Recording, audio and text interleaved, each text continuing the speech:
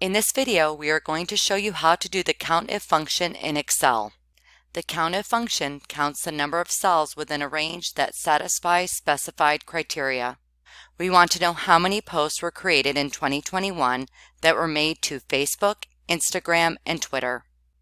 To count only those records that match a specified condition, you can use the COUNTIF function. To begin, click in cell J5. To locate the COUNTIF function, click the FX next to the formula bar. Type COUNTIF and click Go. Select COUNTIF under Select a Function, click OK. The range references the range of cells or table field to be counted. We are counting all the Facebook posts. Select cells D5 to D789. Remember to reference the cells and not type the range, as there can be errors as you type.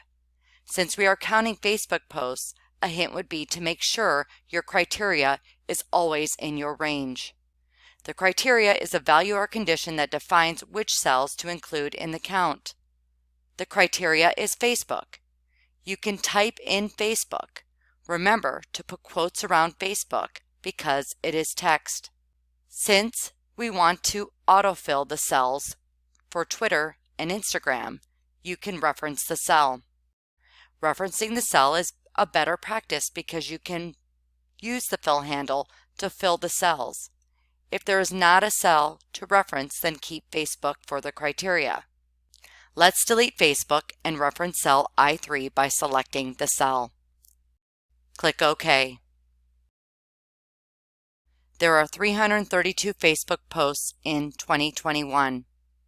Click in cell J5.